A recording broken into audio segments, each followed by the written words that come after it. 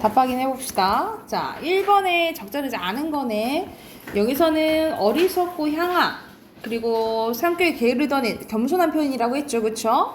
2번 가보자. 바위 아래 띠지, 바위가 물과 자연을 의미하잖아. 그치? 둘 다 자연을 의미하지 대립적인 건 상반된 거잖아요. 그쵸? 아니네. 답 2번이에요. 나머지는 맞다라고 생각하시면 되고. 2번에 기역과 니은은 다 선생님이 니은에는 얘기 안 했었는데 뭐뭐 하느냐? 이것도 의문 형식으로 표현한 거 둘 다 서리법이에요. 이번에 5번입니다. 이번에 5번. 그리고 3번에 옆에 한자성어 풀이 되어 있죠? 이거 얘기해줬지? 1번이에요. 안 본지죠? 뒤로 넘어가서 빈칸 채워봅시다. 일수에 들어갈 빈칸 자신의 분수 지키며 사는 거고, 이수에 자연 속에서 소박한 생활하는 거고요. 그리고 오수에 사투리 없는 자연을 지키는 책무를 맡았다라고 생각했죠. 그리고 마지막에 이렇게 자연을 살 수 있는 건 누구 덕분? 임금 덕분이다 한 거지, 그지? 그리고 자연과 속세가 대립돼 있잖아요. 해당하는 어휘 쓰면 보리밥, 풋나물, 그리고 속세에 해당되는 것은 그 모르는 남들이에요. 그리고 삼공, 마지막에 인간만사라고 보시면 됩니다. 그리고 마지막에 부러워할 줄이 있으랴, 이러하랴, 비길 것이 없구나. 이 부분은 자연에 묻혀 사는 삶에 대한 만족감과 자부심이 드러난다라고 보시면 돼요. 옆에 잠깐 보면은 선생님이 앞에서 잠깐 설명했듯이 강호가도에 대한 설명이 나와 있죠. 가운데 보면은 자연을 예찬하고 그 속에 묻혀 사는 즐거움을 노래하는 문학 경향을 강호가도라고 하는데, 강호가도의 특징 얘기했죠? 자연을 노래하면서도 임금의 은혜를 감사하며 충의를 드러낸 작품이 많다라는 거야. 근데 이런 임금적인 얘기에 빠지면 자연만 얘기하면 강호 한정가라고 한다고요. 그래서 밑에 잠깐 보면 맹사성의 강호사시가라는 작품의 일부분인 춘사에 대해서 나오거든요. 춘사라는 것은 봄에 대해서 이제 노래한 거지, 그치? 그래서 해석이 옆에 돼 있냐? 강호에 봄이 드니, 강호는 강강자에다 호수호자거든요. 고로 자연을 의미한다라고 보시면 돼요. 이것도 일부분을 전체 나타낸 것과 대유법이 쓰였겠죠, 그쵸? 강호에 봄이 드니 미친 흥이 전론한다라는 거야. 탕료 개볕 막걸리를 마시며 노는 시냇가에 금리너 물고기가 안주다라는 거죠. 근데 이 몸이 한가로움도 이렇게 내가 한가롭게 자연에 대해서 즐길 수 있는 것 누구 덕분이다? 역근은 샷다. 임금의 은혜 덕분이다. 이것도 대표적으로 뭐라 생각하면 되겠어요? 강호가 도라고 생각하시면 되겠죠. 그래서 이 경향 알아두시면 돼요. 여기까지 됐을까요? 이 부분을 해서 시가 끝났고 내일부터 이제 수필 할 거거든요. 내일부터 이제 수필 하고 비문학 꺼내 봅시다. 선생님 비문학 한 지문 풀어오라 그랬는데, 그지?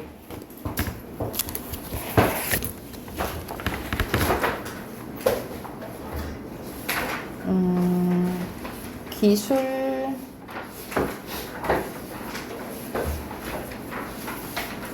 124쪽? 아니, 안 해왔어? 그때는 풀어오셨어요? 그러면은 우선 그러면 연달아 2개 풀게요. 120 안 푼 친구들 지금 바로 빨리 풀어. 124쪽부터 131쪽까지 풀게요. 131쪽까지 쭉 푸세요. 쭉 풀고 한꺼번에 볼게.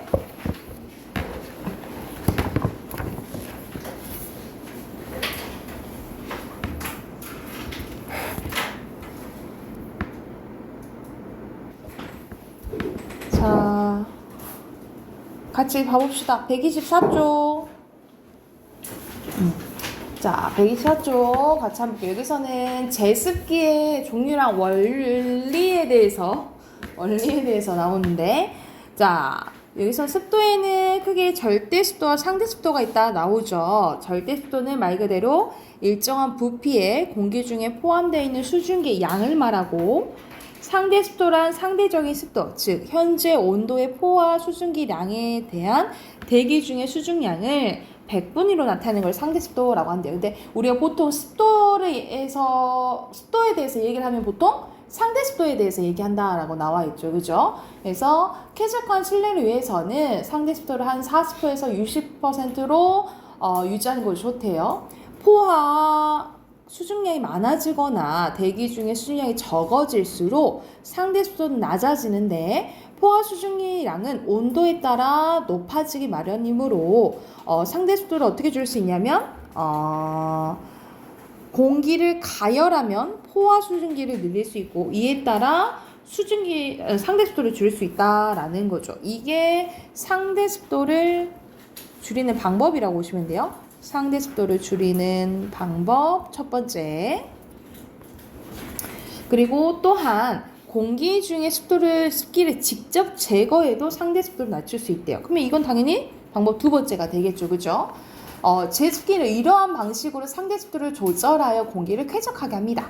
이 문단 갈게요. 이 문단 여기 중간에 있어. 공기 중에 습기를 제거하는 방식에는 냉각식과 건조식이 있는데 건조식은 화학물질인 흡습제를 이용하는 방식인데 가정에서 사용하는 제습 제품과 같이 우리 보통 막 물 먹는 하마 막 이런 거 있잖아요. 그렇죠?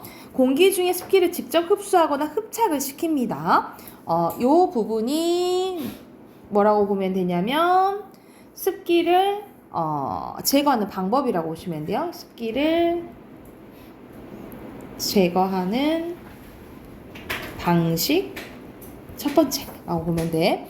흡습제가 습기를 더 이상 흡습하지 못하면 흡습제를 다시 가열해서 이때 분리된 습기를 제습기 바깥으로 내보내면 흡습제를 다시 사용할 수가 있대요. 이러한 방식은 밀폐된 공간에서 소량의 수분을 제거하는 데 유용합니다.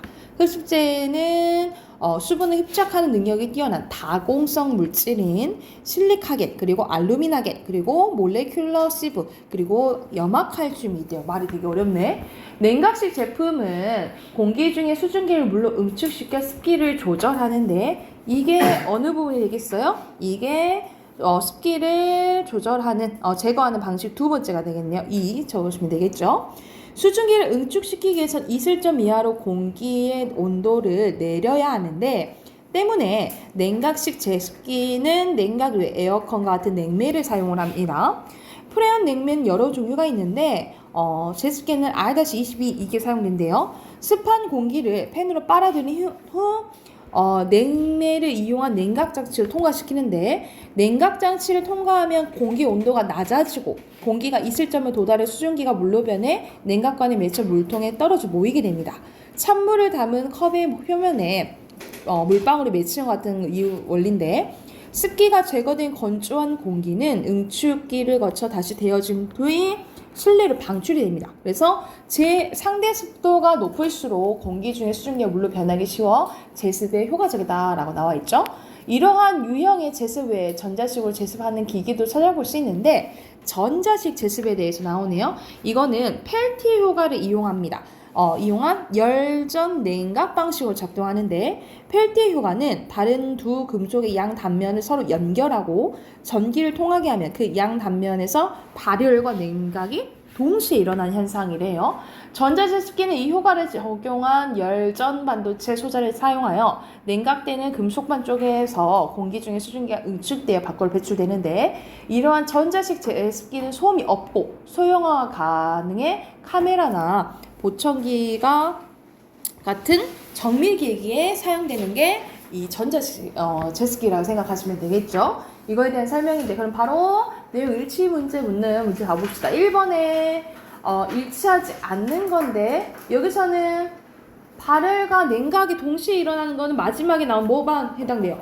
전자식만 해당되죠. 그렇죠? 그래서 이거 냉각식은 아니지. 그래서 1번이 5번이고요. 그리고 2번에서는 어떻게 이제 제습이 다른지 그 과정 원리 나와 있죠. 그렇죠? 해당하지 않는 것은 2번이겠지. 포화 수증기 양은 A와 B에서 하면은 더 줄어들어야 되겠죠? 그쵸?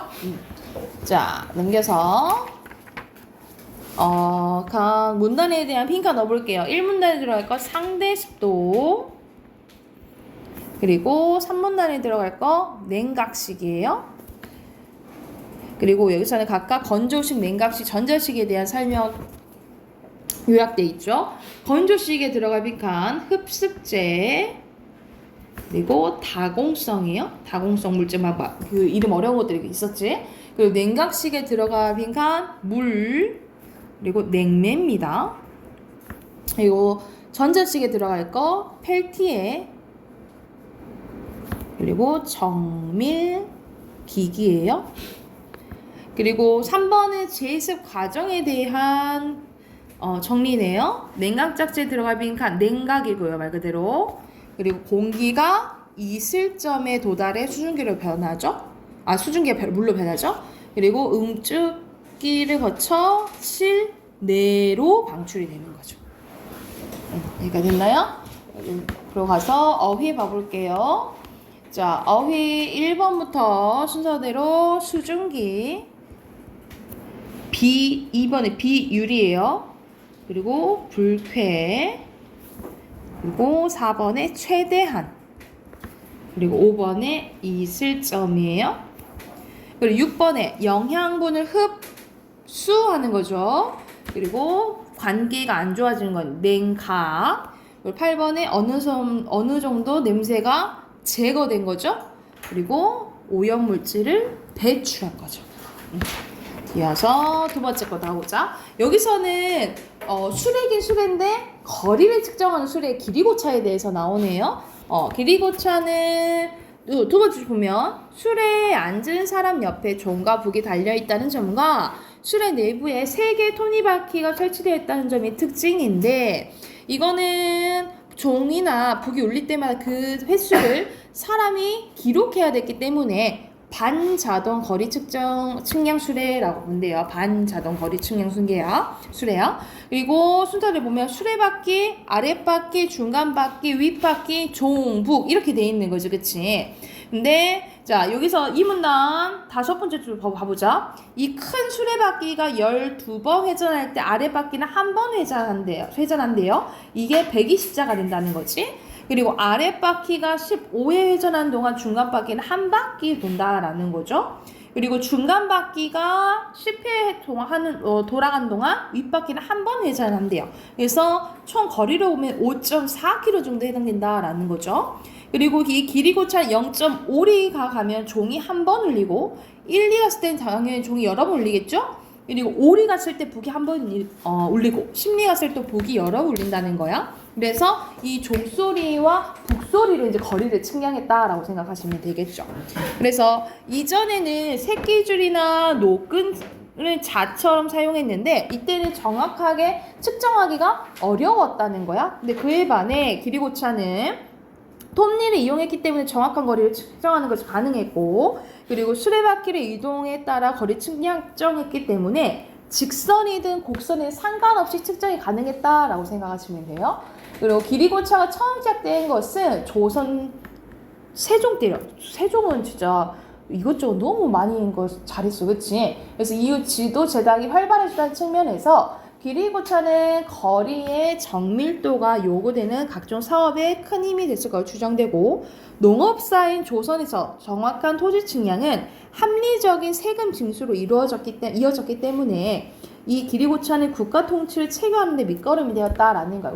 왜냐하면 항상 나라를 운영하는 데는 세금이 중요하잖아요. 그렇죠? 이 세금을 보통 땅에 이제 해당되는 걸 걷어들는데, 이걸 정확히 측정하니까 체계화를 해주는데 밑거름이 된 게 길이고차라고 생각하시면 돼요. 해당하는 또 문제 봐보면 여기서 언급되지 않은 거야. 언급되지 않은 거 2번이죠. 길이고차에 대해서 나왔지 종이 안 나오죠. 그렇죠? 그리고 2번은 뭐가 한 바퀴, 10바퀴 돌았을 때 한 바퀴 돌고 이런 거잖아. 그치? 가장 관련된 거는 시계라고 보면 되겠죠. 2번에 4번이에요. 그리고 3번에 적절하지 않은 거 이걸 보면 돼. 자, 각각 A, B, C가 있잖아요. A, B, C가 있는데 이거는 각각 10리, 4kg에 해당되는 거야. 근데 여기서 알맞지 않은 것은, 근데 여기서는 보기만 봐도 솔직히 이제 풀 수가 있는데, 사실상 직선이든 곡선이든 다 측정 가능한 게 길이고차였죠. 그래서 이 부분이 틀렸죠. 그래서 3번에 4번이에요. 자, 문단에 해당하는 내용 한번 봐보자. 첫 번째 1번 보면은 길이 고차는 일정한 거리를 움직이면 북과 종이 울린다 했죠. 그쵸? 그런데 자동 울리는 전자동이 아니라 반자동이라 했어요. X고요. 왜냐면 수기로 다 체크해야 된다 그랬잖아요. 그치? 그리고 2번에 맞죠? 3번에 맞죠? 4번에 틀렸는데 적합 정확하게 측정 가능하다 했죠? X 5번에 맞아요. 자, 2번에 수레바퀴 12에는 100 바로 나와 있죠. 120자. 그리고 아랫바퀴가 15번 돌면 한 번 돈다 했죠? 그리고 여기는 윗바퀴라고 보시면 됩니다. 됐나요? 자, 그리고 여기서는 정리된 게 지도가 세종 이후에 지도가 많이 활발히 제작됐다 했고 정확한 토지 측량이 가능해지니까 합리적인 세금 징수로 이어지고 고로 국가 통치를 체계하는데 밑거름이 됐다라고 했죠. 있나요? 자, 이거 전통 길이에 대한 내용 나오고 자, 면, 정, 양을 이제 잘 넣으면 되는데 여기서는 높이, 깊이, 넓이 하는 것은 측량이에요. 측량, 길이 재는 거. 그리고 측정, 일정한 양 기준하는 거 측면이에요. 그리고 여기서는 사이소리 현상에 대해서 나오는데 이 사이소리 현상은 우리가 세 가지 경우가 있다라고 얘기를 했어요. 잠깐 설명해주면 우리가 초 플러스 불을 어떻게 발음하니? 우리가 촛불 뒤에 된 소리가 나죠. 그쵸? 이 된 소리를 난다라는 것을 표시하기 위해서 사이소리가 나요. 그래서 우리가 촛불 이렇게 쓰잖아요. 그리고 어떻게 우리가 잇몸 이건 어떻게 발음 나냐면 잇몸 이렇게 발음 나죠. 이건 니은 소리가 덧나는 거죠. 그치? 니은 소리 덧나는 것을 통해 나타내서도 사이소리 현상이 일어난다 이 말이야. 그리고 우리가 나뭇잎 자연스럽게 나뭇잎 이렇게 발음 나. 니은 소리가 덧나요. 이걸 또 나타내기 위해서 뭐가 늘어나? 사이소리 현상이 들어간다 이 말이에요. 이 현상이 종류가 환경에 세 가지가 있어요. 뒤에 된 소리가 나거나 니은 소리가 덧나거나 니은 소리가 덧날 때 사이소리 현상이 일어나는데 이건 환경은 순 우리말끼리 결합되거나 순 우리말과 한자가 결합했을 때만 가능해요. 근데 한자인 경우에는 일어날 수 있지 않거든요. 근데 항상 뭐는 있어? 항상 예외는 있지, 그치? 이 예외가 여기 밑에 정리되어 있다라고 보시면 돼요. 숫자, 횟수, 곱강, 착강, 택강, 셋강 이 6가지가 예외라고 생각하시면 돼요. 그러니까 한자어인데 유일하게 사이시옷이 들어간 거라고 생각을 하면 돼. 여기가 됐을까요? 그래서 이거는 그러면 뭐겠어? 횟수겠죠, 그쵸? 횟수에 앞에 거 표시하시면 되겠죠. 오케이, 이건 여기까지 하고 문법 꺼내 봅시다. 아마 답하긴 해야 될 텐데.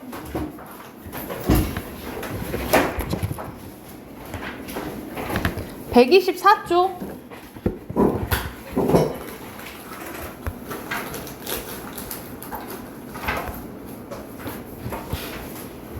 이거 답하긴 할 차례 맞죠? 124쪽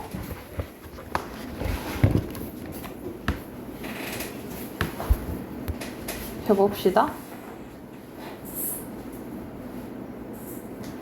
자, 124쪽 보면은 1번에 품사의 기능에 대한 설명 알맞은 거. 자, 여기서는 체어는 반드시 조사 결합하는 거 반드시 아니에요. 그리고 2번에 주체와 동자의 상태 성질을 설명한 것까지 맞지? 근데 부사의 꾸밈을 봤죠. 그리고 수식어는 다른 단어를 꾸며준대. 여기까지 맞지, 그치? 근데 형태가 변하지 않은 것도 맞아요. 근데 조사와 결합하지 않는 건 어디에만 해당되냐면 관형사에만 해당돼요. 부사는 결합 가능하다라고 생각하시면 돼요. 그리고 용언 뒤에 붙는 거 아니지? 보통 체언 뒤에 붙죠. 답은 5번이에요. 1번에 5번. 2번에 이건 두 가지를 분류할 때 형태가 변하냐? 안 변하냐? 그치? 그래서 답은 1번이고요. 그리고 3번에 얘로 바르게 정리한 거네. 자, 여기서는 한, 두, 셋인데, 이거 수사 맞지 않아요? 라고 했을 때, 예시문을 만들어봐. 한을 넣어봐. 한 개. 그러니까 이렇게 되지. 그치? 이건 수관형사에 해당돼요. 수관형사. 그리고 형용사에 해당하는 거 푸르다, 곱다밖에 안 돼. 사다가 안 되죠. 사다는 동사죠. 그리고 3번의 관형사는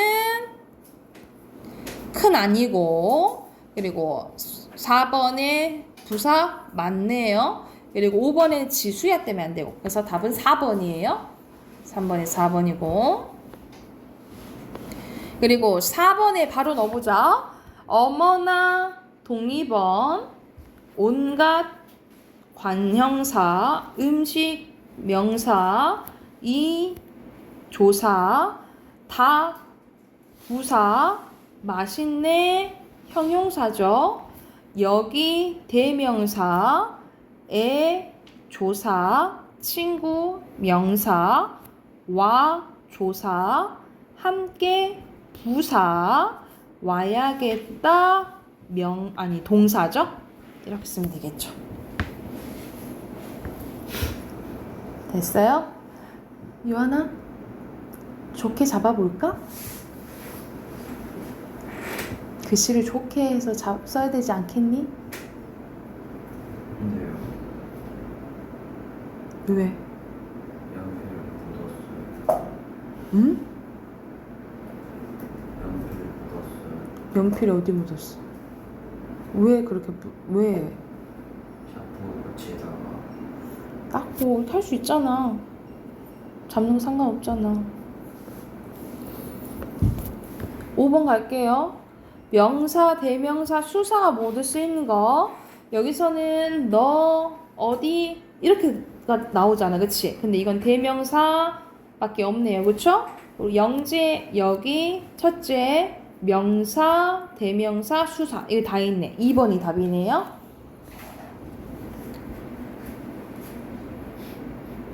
그리고 6번 가볼게요. 문장의 포용사가 다른 옳은 거 그러면 다 해봐야겠네. 바로바로 해보자. 투명한 형용사, 유리병 명사, 애 조사, 쪽지 명사를 조사, 넣고 동사죠. 뚜껑 명사, 을 조사, 빨리 부사, 막았다 동사죠. 그러면 하나, 둘, 셋, 넷, 5개. 5개의 품사가 쓰였고, 그죠? 그리고 용언 중에는 형용사랑 동사 다 쓰였죠? 그리고 용언을 꾸며주는 부사 쓰였죠, 그쵸? 답 3번이네요. 자, 그리고 7번 가볼게요. 내 동생의 무엇 옷은 그럼 관형사가 들어가야겠네, 그치? 옷 꾸며줘야 되니까. 그리고 내 동생은 뭐 매우 빨리 달렸다. 부사가 들어가 있네요. 순서대로 4번이고요. 그리고 형태가 변하지 않는데 불변하면서 조사 결합해도 쓰일 텐데요. 조사랑 결합하지 않는 게 두 가지 있거든요. 뭐냐면 관형사랑 감탄사는 결합하지 않아요. 그러면 그 외의 거 생각하면 되겠지?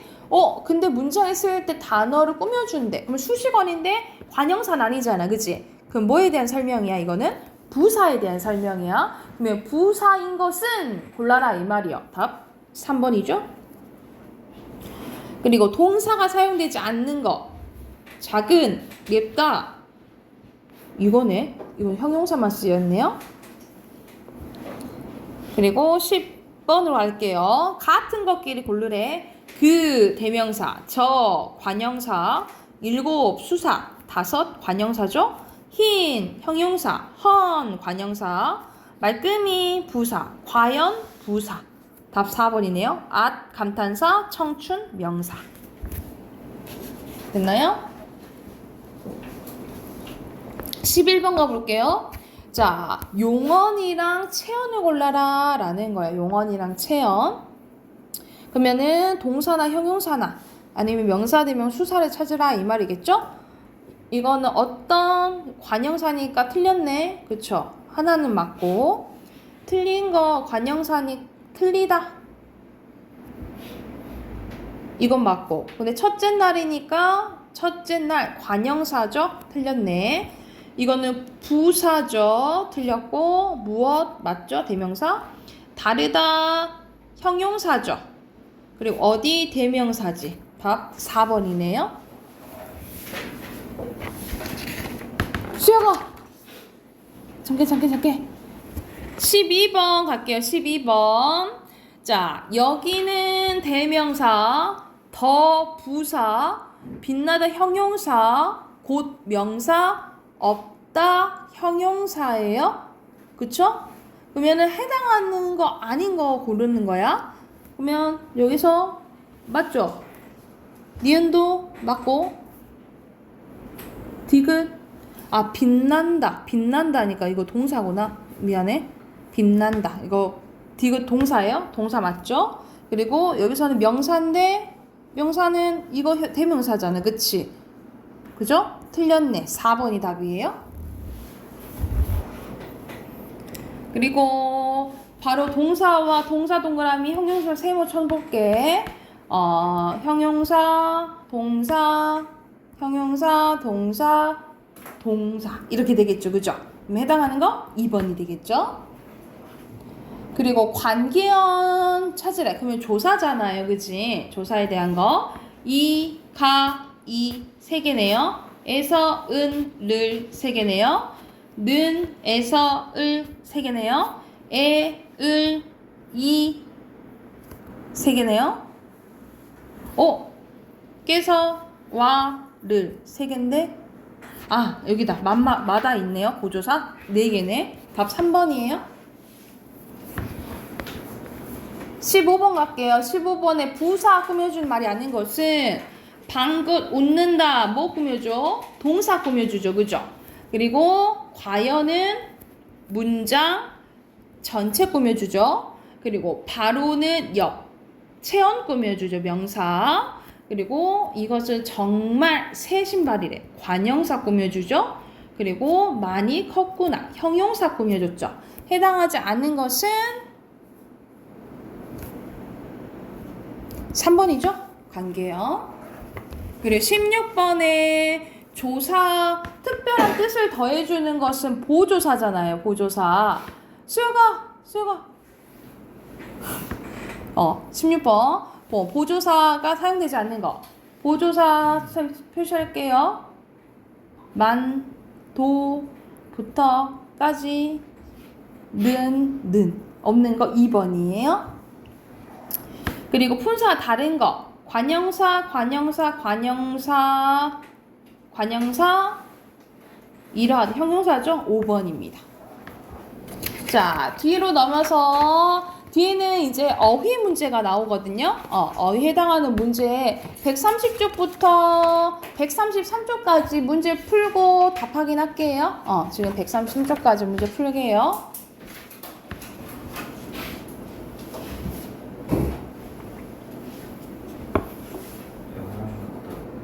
자, 답 확인해볼까요? 같이 한번 봐봅시다.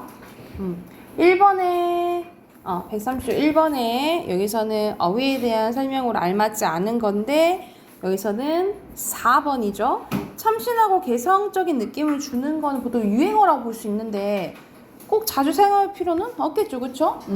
그리고 여기는 순서대로 고유어는 잔디, 그리고 딸개, 시나브로는 조금씩 이런 뜻이에요. 그래서 외래어처럼 생겼죠? 근데 고유어예요. 그리고 생각, 그리고 한자어는 우유, 공원, 세상, 고생이고, 외래어는 버스, 빵, 모니터, 샌드위치가 되겠죠? 자, 5번에 이거는 유행어에 대한 설명이에요. 사회방어 전체는 아니야. X. 6번에 맞고요. 7번에 X죠. 새로운 말이니까 그거 아니죠? 8번에 X. 9번에 O. 그리고 선생님 고유어는 네모. 한자어는 세모, 외래어는 아니다.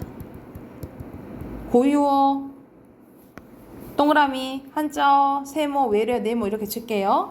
마케팅, 네모, 운동, 세모, 그리고 장점, 세모, 이벤트, 네모, 독자, 세모, 접근, 세모, 페어플레이, 네모, 도전, 세모, 이미지, 네모, 브랜드, 네모, 믿음, 동그라미예요. 그래서 고유어 하나, 한자어 5개, 외래어 5개. 그리고 이거는 전문어에 대한 설명이죠. 그래서 전문어에 대한 설명은 4번이 되겠네요. 이해가 됐을까요? 내일 이어서 할게. 뒤에도 있구나. 뒤에 133쪽까지 선생님 하라 했죠? 103미안. 자, 여기도 답 확인할게요. 자, 순서대로 고유어, 그 다음에 외래어, 고유어, 그리고 한자어, 그리고 한자어, 6번에 외래어, 7번에 한자어예요. 됐어요? 그리고 고유어 순서대로 마음, 무지개, 그 다음에 누나, 길잡이고요. 그리고 한자어는 감기, 편지, 사과, 우유, 인생이고. 이렇게 사과처럼 은근히 과일 중에 한자어 많아요. 포도도 한자어고. 그리고 빵, 버스, 앙코르예요. 네. 빵이 외래어로 네, 포르투갈어예요. 한자 아니. 빵은 외국에서 들어온 말이에요. 외래어예요. 그리고 9번에 알맞지 않은 거 3번. 그리고 10번에 적절하지 않은 거 2번이죠. 전국방송 공식적인 상황이니까 표준어를 써야겠죠. 10번에 2번이고. 그리고 11번에 전문어에 대한 설명이잖아요. 알맞지 않은 것은 5번이죠. 이해가 됐을까요? 질문 없어요? 수행이 됐나요? 그러면 여기까지 하고 선생님 숙제는 따로 안 내주고 내일 어휘 시험 볼 거예요. 3, 4강이에요. 3, 4강 외우시면 돼요. 아셨죠? 그것만 해오게.